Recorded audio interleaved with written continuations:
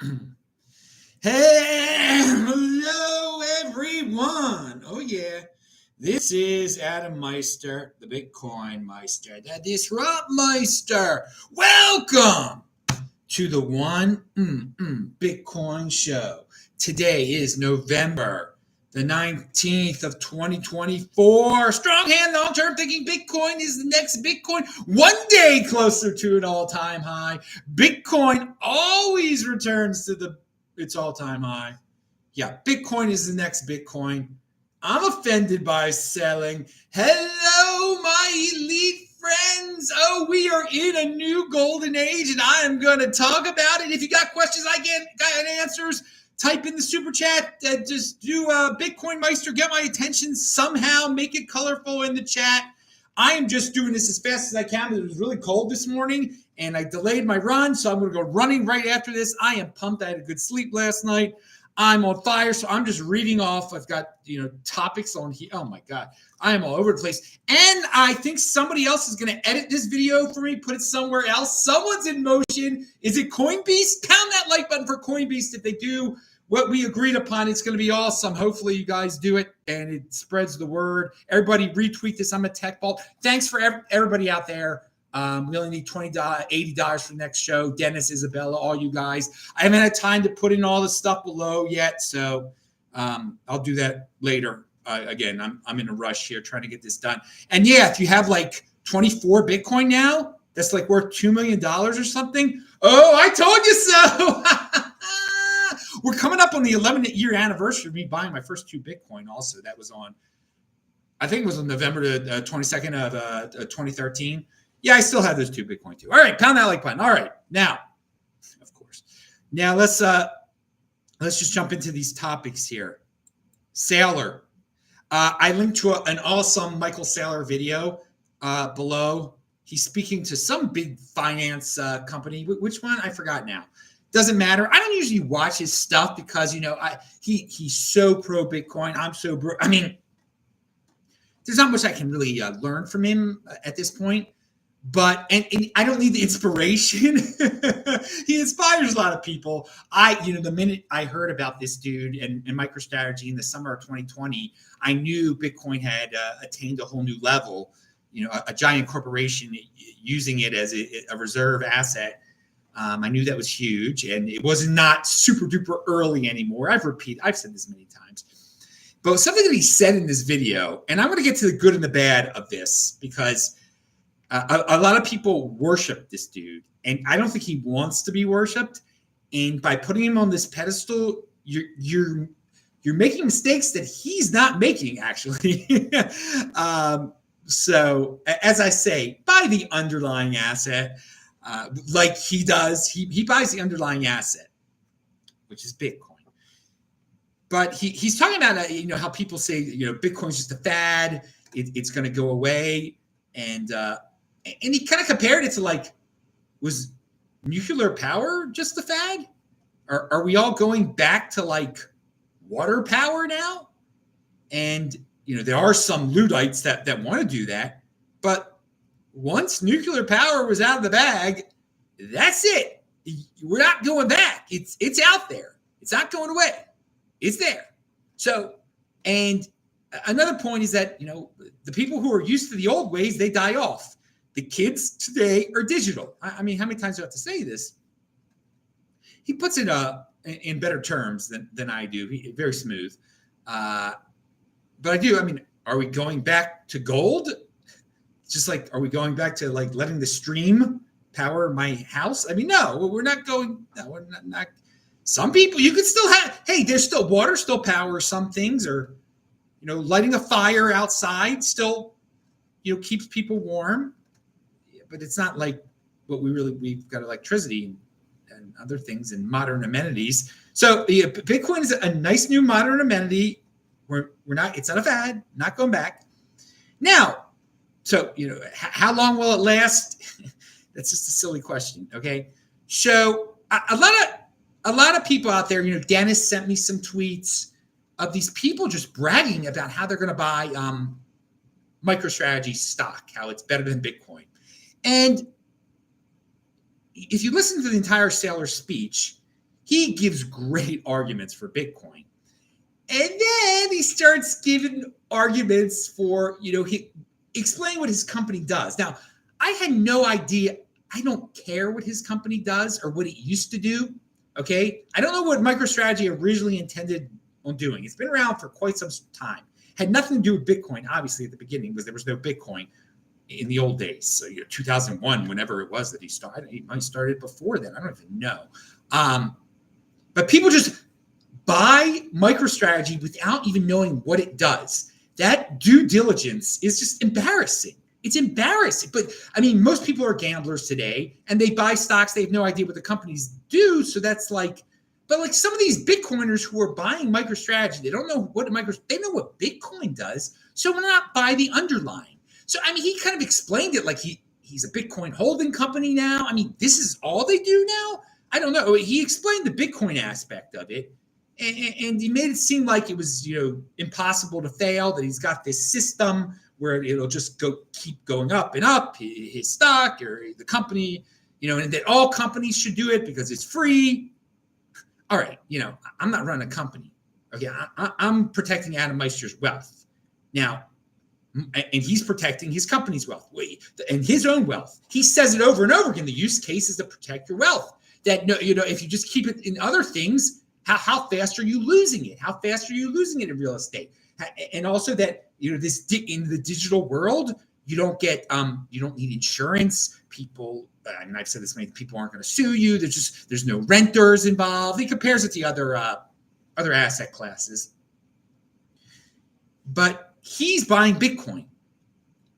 And he implies that, it's that some people are just, I guess, too stupid to buy Bitcoin. So just buy his thing, that there's always going to be demand to buy the holding company of Bitcoin, that he's the holding company of Bitcoin. I mean, okay, wow. I mean, and he's convinced a lot of people that's like a thing to do.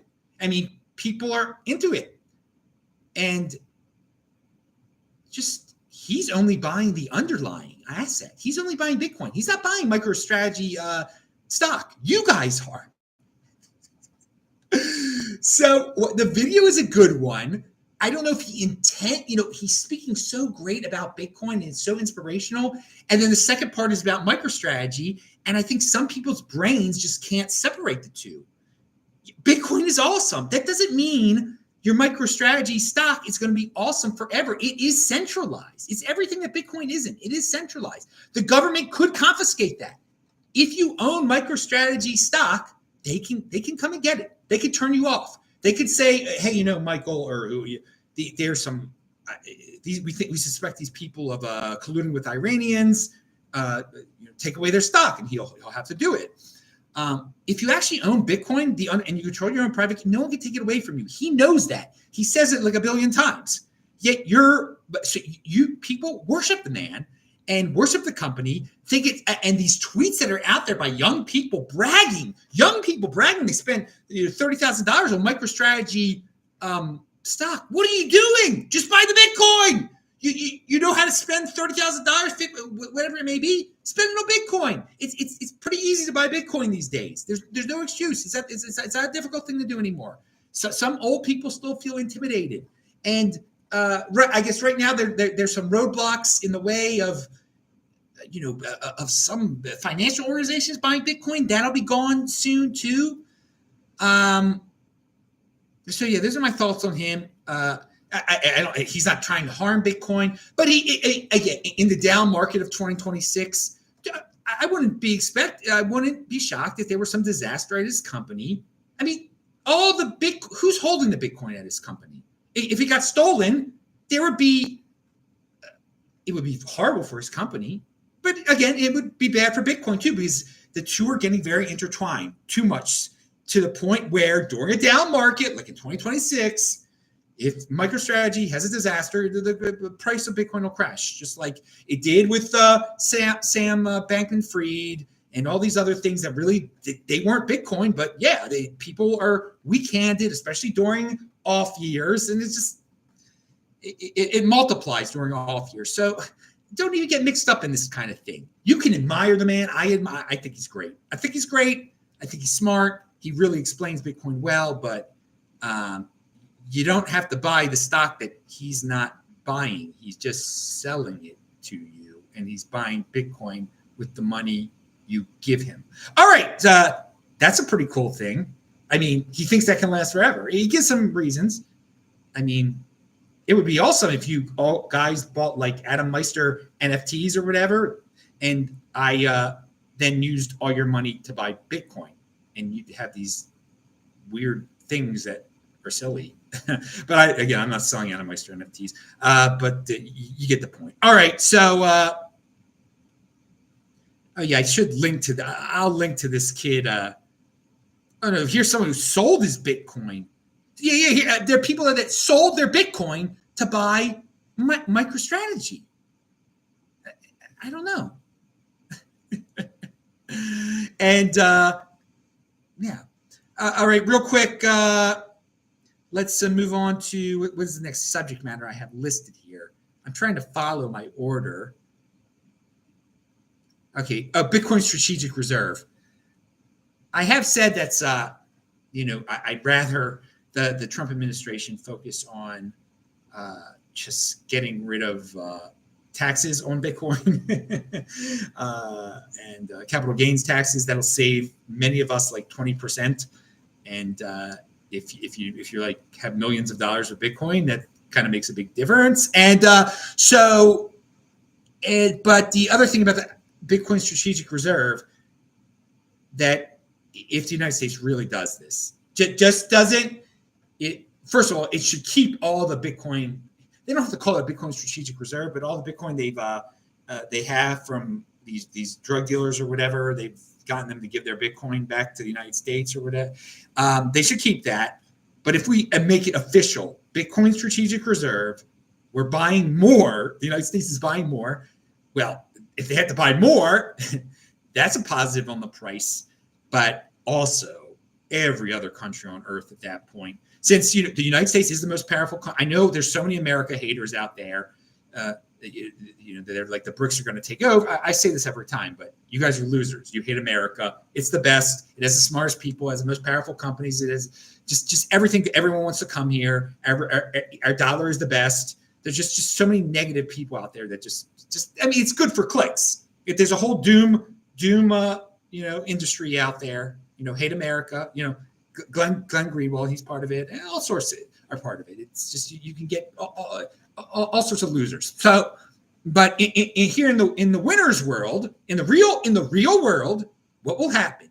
All the other countries will copy the United States. They will do it too, and Bitcoin, the price will explode, and that will be great. That will be a great thing, and so it would be great if it happens.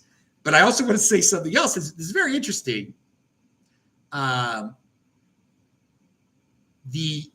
What's left after that? What's Ethereum and Solana going to do? They in terms of Bitcoin, their price will go down. They're not going to be getting Ethereum reserves or Solana reserves immediately. What could happen is that cryptocurrencies like that have foundations, they will have to, and this very well could happen, they will have to go to countries and say, hey, buy ours. Use ours as a strategic reserve too. And it might work for all we know. But initially, it's going to separate Bitcoin further from the altcoins at first. The other ones will have to use their centralization that some of them deny having to lobby governments to like, hey, don't forget about us. Buy us too. We're good too. We do more than Bitcoin, but whatever they do. And that's fine. I have no problem with that. I have no problem with Guatemala or South Africa or whoever buying Ethereum or Solana. I do what they're going. Japan, I don't care what they do. And frankly, I don't care if the United States diversifies either into the other ones too. Because, again, it's not... I value my wealth in Bitcoin. Let them do what they're going to do. Hey, and yeah, it's better than having Ethereum. The United States, I would love if they liquidated all their gold for Ethereum and Solana. I think that'd be better. Again, it's a digital world. We don't live in the Stone Age anymore. There, I said it. All right, so I've said it a million times.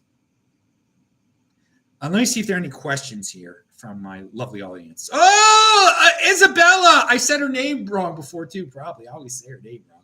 She's here in the house. It's so good to see you on a live show, baby. Woo! Pound that like button. Johnny Midas is in the house. Oh, all sorts of people are here. Are people asking questions? Yeah, please. Yeah, Rose Adams. I love your last name. Please just get rid of capital gains tax on Bitcoin. Yes, please. Please. Just do that. The strategic Bitcoin reserve, it's great too. But yeah. And 1, 2, 3, those scopes have pounded. $6.15 for Cold Fusion Still Moon. The world is good and getting better now. New golden age. Oh, dude, you read my mind because we're going to talk about that exact term, even though I did mention it before, but you still read my mind. No doom and gloom. No. Oh, UK Bitcoin Masters in the house. He just pounded. Oh, my God, this show is taking longer than I initially planned, and I still want to go running. All right. And you can get this shirt at FOMO21. All righty. Let's quickly move on. How fast can I talk? All right. All right. So sold for, okay. We talked about MicroStrategy. Oh, Tenhekin. Real quick. Wasn't supposed to be this high on the mayor of Sioux Falls, Sioux Falls, South Dakota. I met him back in 2022 when I was emceeing the Bitcoin Day event in Sioux Falls. I love Sioux Falls. I love my South Dakota people. They know who they are. Beautiful couple. They're about to have their second kid. They're awesome people.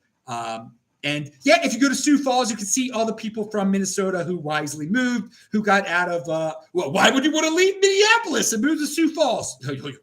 Go to both cities. You'll see why. And all these people try to say that South Dakota is backwards, blah, blah, blah, blah. Yeah, okay, yeah. They're voting with their feet, okay? So I love Sioux Falls. The mayor, this was during a down market. He's talking Bitcoin with me. I had to introduce him at the spur of the moment. This is a real man. None of this fake stuff. He's a big dude, strong man, done real manly things, knew about Bitcoin, wasn't scared to talk about Bitcoin during the down market. Now, why am I bringing up the mayor of Sioux Falls? Okay. The governor of South Dakota is joining the Trump administration. So the lieutenant governor of South Dakota will become the governor of South Dakota. There's going to be, in 2026, there's going to be an election in South Dakota. So the lieutenant governor will be the incumbent. There's probably the congressman. There's only one congressperson from South Dakota. I don't know much about him. I don't know what he knows about Bitcoin or whatever, but he'll probably run for governor. But he might run for senator. The senator might switch. There's all this stuff that might be shifting in South Dakota here. This Mayor Tenhekin, I put it out there right now. I didn't get much traction on Twitter, but follow me. You'll see it. Scroll down. He should run for governor of South Dakota. There is no Bitcoin governor in the United States right now. This man could become legitimately the first Bitcoin. Now, everyone's like, we got a Bitcoin president right now. Yeah, we sort of do. I mean, he's doing this because of, it is the right thing to do, but certain people got to him, and one of them is Brian Armstrong, who's meeting with him today. Oh my, isn't that awesome? I know some of you hate Brian Armstrong because you're jealous and envious and foolish and silly. This man spent so much of his money to get people like Trump in it. Hopefully he'll pay for Tenhekin to become the governor of South Dakota. There is no Bitcoin governor right now that I know about. There's none. This guy would be so pro-Bitcoin. Now, he did not reply to me or anything. I don't think he wants to be presumptuous or anything. He doesn't want to give away anything because he might run for Congress. I think he should run for governor. So I think all of us, we could start on this dude early. Tenhekin is his last name. Tenhaken. I'll have to link to this below. He's the mayor of Sioux Falls.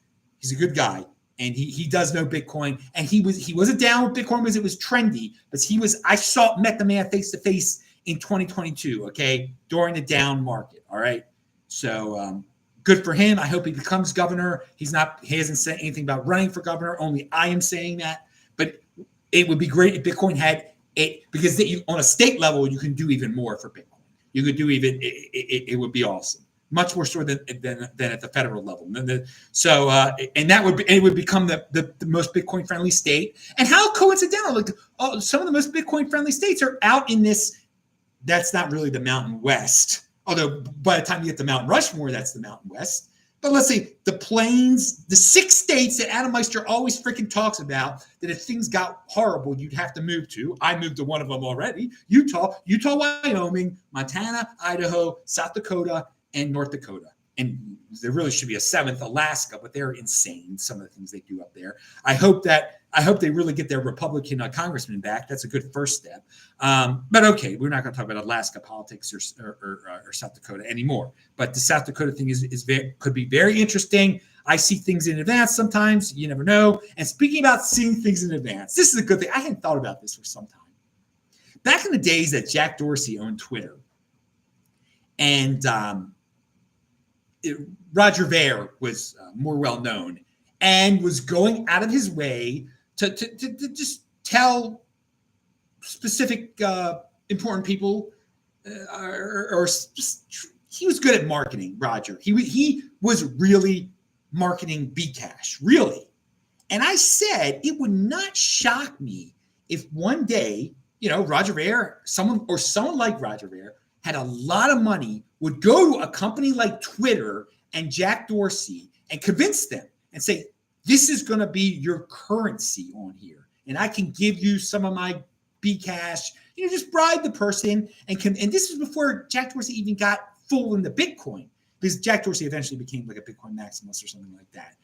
Jack Dorsey, far from perfect individual. But what ended up happening was that it's just like a combination of, I could not have predicted this. Elon Musk bought Twitter. Elon Musk could now possibly influence himself to make his personal coin, Dogecoin, the coin of Twitter. So it's like a hybrid of my idea. Much more easily implemented. Gets rid of it's not two big guys interacting with each other. It's just one guy in his head saying, I'm going to use this that I love, that I've pumped up. As all of you notice, this Doge thing isn't even an official government organization, Department of Government Efficiency, but just that it's named Doge pumps up Doge.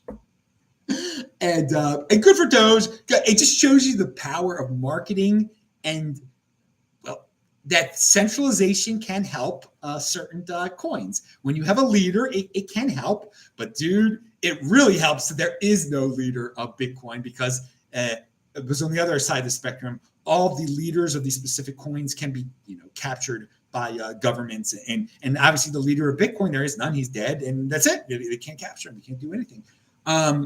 So yeah, I like the Doges more than Ripple now. Also, Michael Saylor, in his talk, he explains so smoothly what should be and I don't believe anything should be a security. What should be a security and what shouldn't? If there's a blockchain, if there's a real blockchain, you just can't print it up all of a sudden out of the blue. You can't just print it up out of thin air like Ripple. He says that shouldn't be a security. If you could just print it out of thin air, it should be a security. So he's basically saying Ripple should be a security. I don't know why anyone still buys Ripple. It's unit bias because they see it's so cheap. I think it overtook Dogecoin again in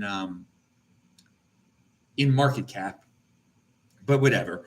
And we'll see what this. I would just. By the way, and I've said this before, if Dogecoin did become the official cryptocurrency of Twitter, and he somehow incorporated it where people had to use it often, it would be good for Bitcoin too. Because all of a sudden people would have so many people, all the Twitter users on Earth would have cryptocurrency wallets. That's a big step. And I'm actually going to talk about cryptocurrency wallets right now.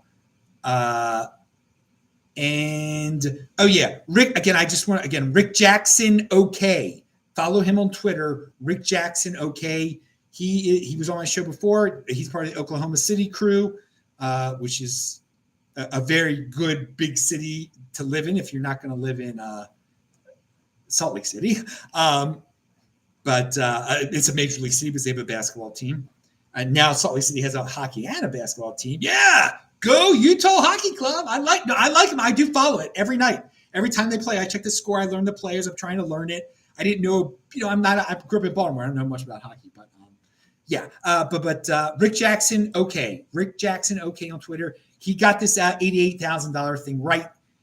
I think his we've had three hikes, three rate hikes, and he basically we should expect 125,000. I don't want to put exact words.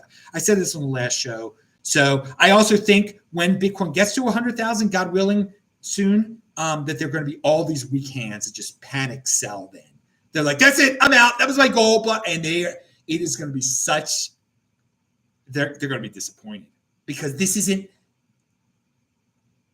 the Fed rate cuts haven't been fully experienced yet. When it gets to 100,000, I can understand maybe you sell it at 125,000 if we don't have any more Fed rate cuts and you sell it at 125,000. I guess I can understand but then if we have another Fed rate cut, it's like baked in again that it'll go up another whatever 20,000. I'm not going to get into all the specifics. Follow Rick Jackson on Oklahoma City. He's from Oklahoma City, Oklahoma, producing some good dudes out there. And okay, so let's talk about Bitcoin wallets real quick. Our wallets. So, I think it will be a skill. We're in a golden age. I think a skill of the golden age of the late 2020s and 2030s is going to be, well, at least right now, how to use one of these browser wallets like Phantom or like MetaMask. All right, MetaMask obviously it's not as good as Phantom. MetaMask was they built it for Ethereum. Phantom they built for Solana, but Phantom you can store Solana on it. You could store Bitcoin on it. You could store Ethereum on it. I call it a smart contract wallet because you can interact with smart contracts really easily with both those. Well, easier with Solana. Easier with Phantom. So I know there's a lot of people that are just, that I'm even saying these words make you want to vomit because I'm just not saying Bitcoin, even though you can store your Bitcoin just a little, you play on the Phantom wallet, look it up, Phantom wallet, learn how to use them. It's a skill to have, or at least let your children learn how to use it. They're really cool. Phantom's a really cool wallet. It's really cool the things you can do with it. I won't get into all the specifics. You can figure it out on your own if you wish to. But no, one I will get into the specifics. It lets you log into a site like a Drip House, which is where you get these Solana NFTs for free. Now, why did I say crypto dividends in the title here? You can get. I'm not guaranteeing this or anything like that, but once the Trump administration clears up, what the status of airdrops are. And American companies are allowed to do airdrops. There are going to be all these freaking airdrops. And some of the ways, some of the companies that already exist in the cryptocurrency ecosystem, what they do is they reward people who use their sites in the past with these airdrop tokens, which all of a sudden have value to people. Now, I don't know why they all of a sudden have value to people, but the long and short of it, it's cool to learn how to use the Phantom wallet, okay? It's cool to get free NFTs at Solana NFT. They're free. They're totally free at Solana. At Drip House. You get these Solana NFTs. You can see, I've told you before, I've got a Solana address, techvault.sol. And if you, in theory, now the guy who owns the site, he's a smart guy. He said that if you give to their contributors, they give you these free things over there that you can give to the people who make the that make the NFTs. If you're a giver, maybe that'll earn you theoretical airdrops in the future. He had to say he couldn't even get specific the guy because of all this government regulation. What I'm saying to you is if you play around on that darn site, one day you might end up with these freaking airdrops, which are crypto dividends that you could just sell and turn into Bitcoin. All right, right there. That's all. That's a simple thing. And you're learning a skill, and you're not being an ignorant fool anymore. Just says, oh, Solana sucks. This one sucks. No, you actually tried it out. Or NFTs suck. You're just being left behind. It's digital assets. It's free stuff you get over there. So it's linked to below. Whatever. I've talked about Solana before. There are cool Solana people in Salt Lake City. I've done videos on that before. shout out to them. All right. Andreessen Horowitz, their podcast, they said it's been so obvious. They are very wealthy venture capital guys funding lots of stuff in the cryptocurrency space. They have said that the entire 4 years of the Biden administration was needlessly holding back the economy, scaring economic markets when it came to technology. And now that they're gone, everything is just breaking free and going to where it should have been. And this is true. This is true. I don't know why they were such Luddites, but it wasn't just cryptocurrency. It was so many other things. And they just, did they just hate the wealthy? So anything that has to do with finance is evil and they were just holding it back? I don't know. But these guys are based in Silicon Valley, and Ben Horowitz, whatever, he still gave money to Kamala. But I respect Mark Andreessen more so than him. But they put themselves on the line a little. They gave a lot of money to this. They helped get good people in office, and they're speaking their mind. They're speaking the truth in terms of, like, you can't hold back tech. Why do that? Why just, it's not a good thing for society as a whole. And it just embitters people. It's just, God, compete, don't complain. And they weren't letting people compete, the government, really. So everyone is hoping that the competition will just start ripping now. And it's really a golden age. And I think they even used the term, somebody used golden age. Either Saylor used it recently. No more stagnation. No, Ben Shapiro used it. He said golden age. He said golden age. Okay, so we talk about Brian Armstrong meeting with Trump. So he's meeting with the person who's about to become president. You could not. This would have been the wildest dreams of ours at the beginning of 2016. Just at the beginning of 2013, I would say that in 2013, I'd say the same thing. I was there, but when I say who was us back then, there were so few people. 2016, there was an online community that was just starting and talking about, in theory, Vinny Lingham was talking about, yes, governments will buy this as a strategic reserve one day. He was saying that in 2016. But no one was saying that, hey, that dude that owns Coinbase over there, he's going to be meeting with the president of the United States in 8 years. No, nobody was saying that. And so it's awesome. It's really awesome. And also about crypto dividends. The threat of the government saying, okay, we let you have your Bitcoin NFTs, and we let you have this, we let you have that, but it's too private now.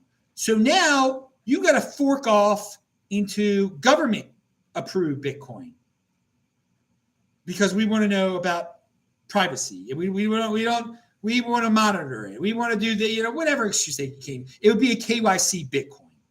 That threat is probably gone for 4 years now. So we're not going to get free KYC Bitcoin crypto dividend that we can just turn into the real Bitcoin.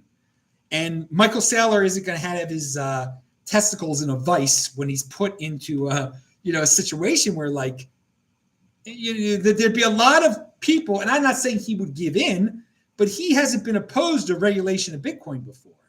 And he owns so much darn Bitcoin that it could be a big thing if he said, well, I got to do what the government told me to do, and we're using this forked off version of Bitcoin that's KYC, and this is the real Bitcoin now. That would cause some problems. That threat is gone for the next 4 years. Pound that like button.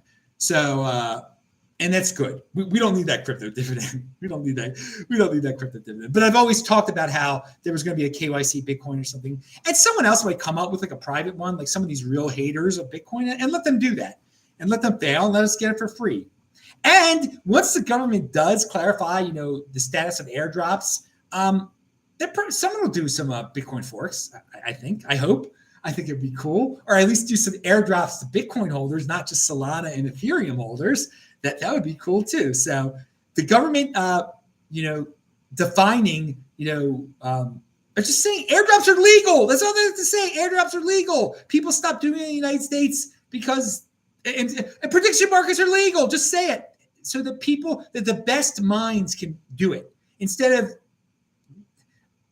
the people who are doing it now aren't necessarily the best minds that are in charge of betting markets and all this stuff. Now that one guy, he's American, and the government came for him already. The current government. That's a disgrace what just happened. I don't have that article now. I don't know his name. The guy behind Polymarket had his house raided or something. It was terrible. Okay, I talked about the $100,000. Oh, and here a little politics beyond Bitcoin real quick. This might have been before the election. He still might have been trying to influence people. I don't know. Bill Kristol said that Trump's cognitive decline right now is worse than Biden's at this point in 2020. Now, some people are just going to blindly believe something silly like that. Okay, but first of all, Trump doesn't have any noticeable major cognitive decline. Okay, the guy speaks for like 12 hours straight. I mean, it's insane. His schedule. He's like almost 80 or something. Now, if you compare an interview of Donald Trump in like 1982 to now, no, he's not the same Donald Trump. He's not a 40-year-old man anymore. All right, God willing, we have the medicine one day that you can talk as fast as you did when you were 40, when you're 80. Okay, but we don't right now. That's just not life. All right. But he doesn't have any noticeable like Alzheimer's or any dementia, anything horrible like that. But at this point in 2020, Joe Biden did not, during the campaign, Joe Biden did not appear in front of like any live audience beyond like 10 screen people.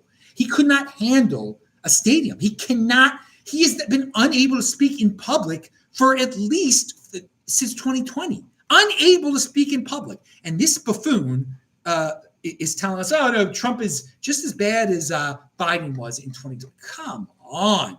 This story is so old now. The voters have voted. I mean, there are some people that believe it, that just believe anything. But look, use your eyes. Go to reality. It's just the current president of the United States, Joe Biden, he's lost, dude. It's bad. To say Joe Biden has cognitive decline and then to say Donald Trump has cognitive decline, you're abusing the word cognitive decline. They don't have it's not the same thing. It's not, one dude has dementia. One guy is just, he's not as fast as he was when he was 40. That's it. Joe Biden is not the Joe Biden of 2012. Okay. It's really bad since 2012. All right. Really bad. And you can watch those videos. They're very clear, very clear. And that's why the Democrats lost the election, because they tried to lie about Joe Biden. If they just would have been, Kamala needs to become president right now. There needs to be a 20th, and we're going to have an open primary. Then the best Democrat would have come out, and he might have been able to beat Trump. I have no idea. And we'd be living in a much, much worse world now, much worse. And I mean, again, Gavin Newsom could be bribed to be friends of crypto too, and maybe, but it wouldn't be the same thing. It wouldn't be the same thing that's going on. I mean, you can feel it in the business world. That's why these smart men are saying right now. Ben Shapiro, Andreessen Horowitz, Saylor talked about the red wave too. That you can just feel the change. That we are in a golden age. I think no one can remember a time when it felt like the United States was about to make so much progress. None of us, maybe like Andy Hoffman's born like in 1970. Maybe he can remember it. I don't know. But like most people, the oldest people in the crypto space were just like kids during the Reagan administration and stuff, and just could not feel like business trends. Maybe they could feel like, oh, the space shuttle is cool or something like that. But like, none of us know about the pride of the Apollo program, like in 1969, getting to the moon. None of us. Who knows about that? No one knows. I mean, Andy was born after that too.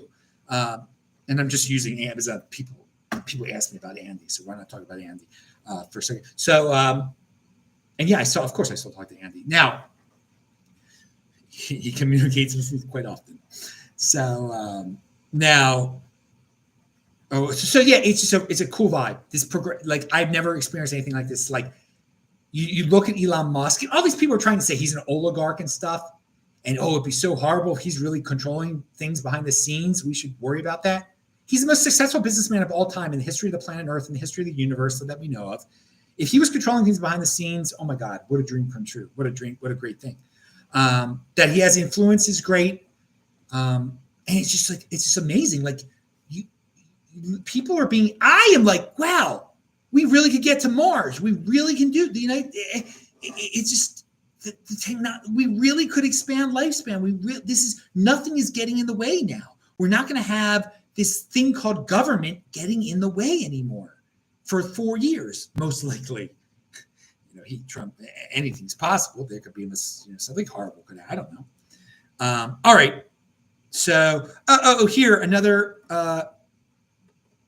Also another thing I always used to say is that there are going to be days that Bitcoin goes down by 10,000 and up by 10,000, and I've been saying that like since the 4-digit realm, maybe since the 3-digit realm, when we'd have $800 Bitcoin to go down by 100. It would be a major crash. It would go from 800 to 700. Basically on November 11th, it was probably over a 24-hour period, but whatever. It went up by $10,000 at one point. That's just amazing. I don't think it had ever gone up by 10,000. I think it had gone down by 10,000 before. So that was cool. And we all experienced it, but unfortunately, we're going to experience some bad days in the future too, where it'll go down by like 20,000 or 30,000 or something. But getting to 250,000, that would be so awesome, wouldn't it? Wouldn't it be awesome? This cycle to get into the 200,000. So let's just get to the 6-digit realm first.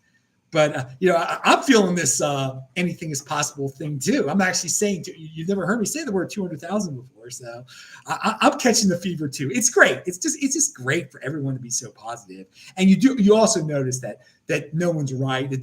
Most people are just like, okay, it's not the end of the world. Most people just care more about their pocketbook, and they want this woke stuff gone. They don't care that Matt Gaetz is going to, all these intellectuals are like, how could he appoint Matt Gaetz as this, that, whatever, Attorney General? Oh my God.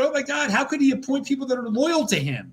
I mean, look at most presidents' second terms.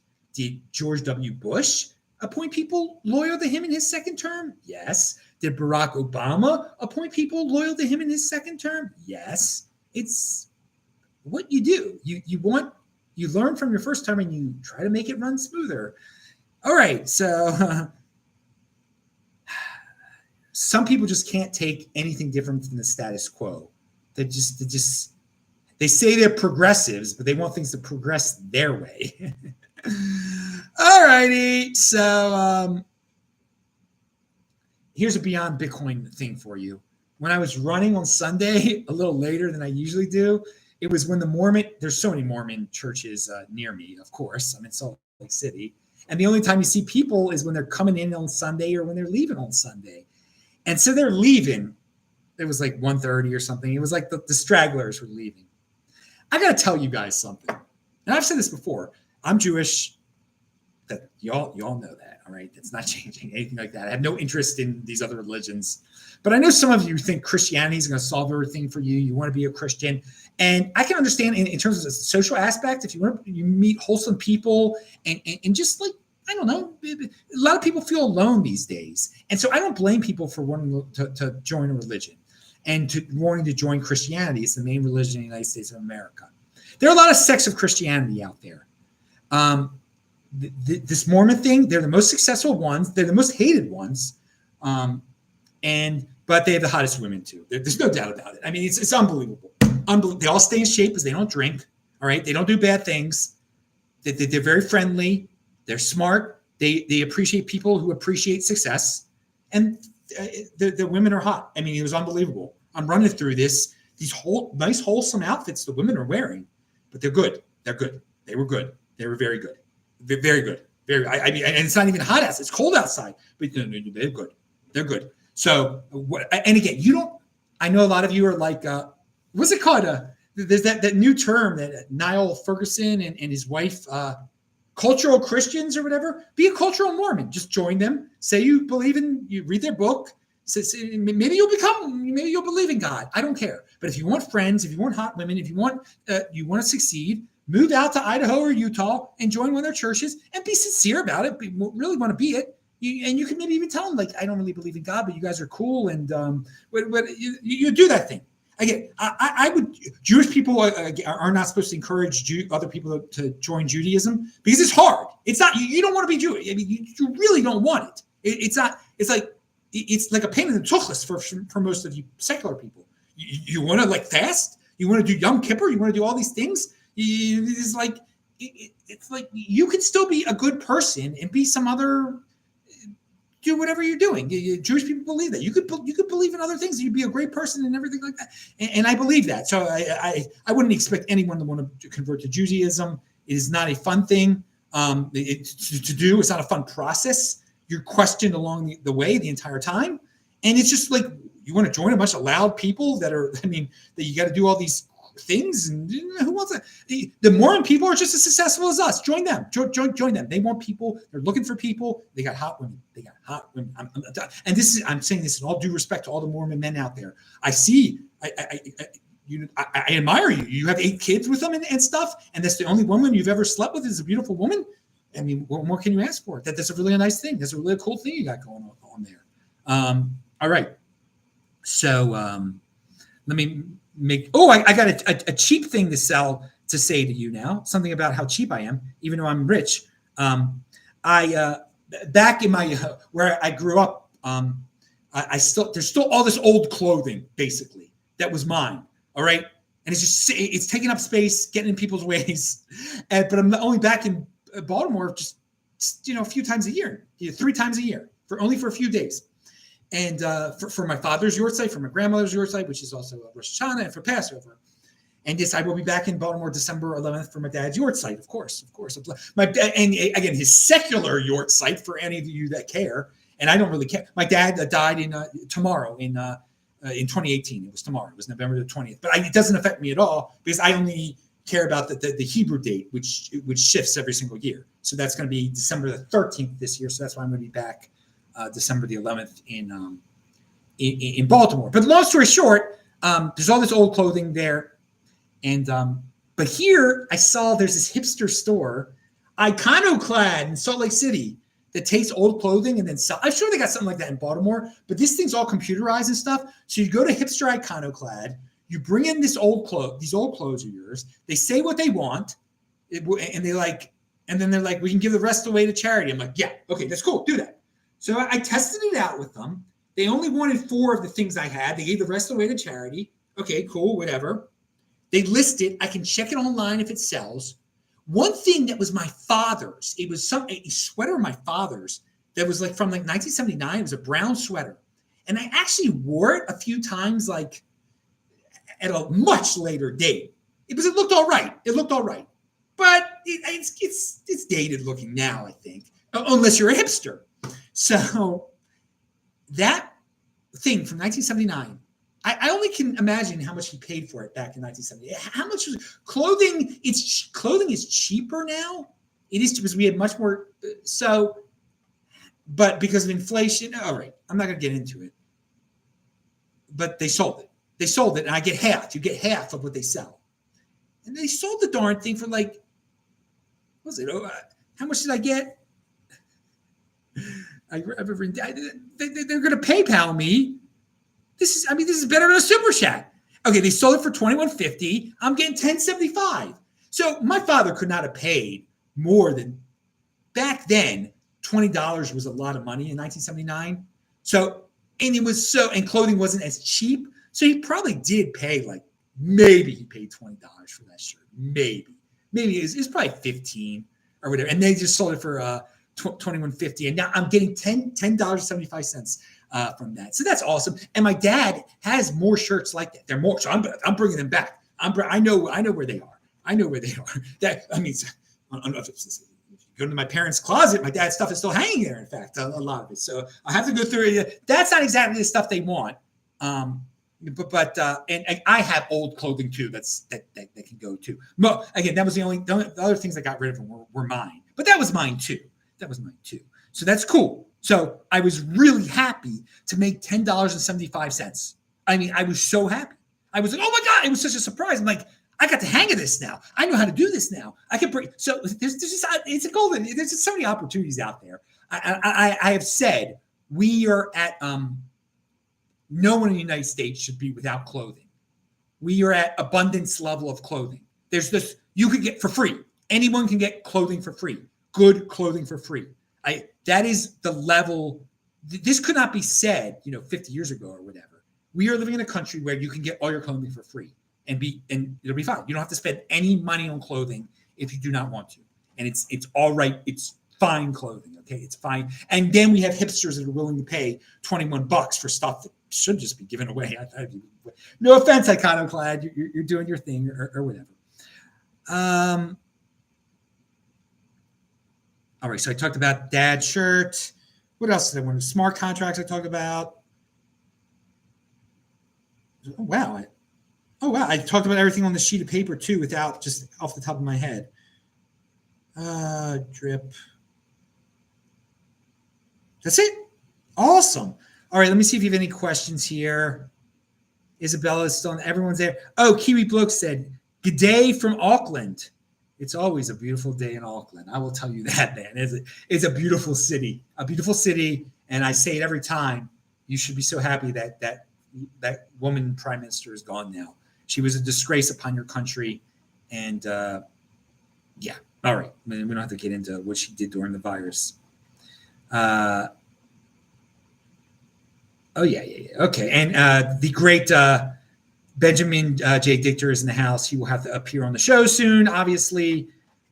We will be talking, when he comes on the show, we're going to talk about Israel and stuff, too. It's going to be freaking awesome, man.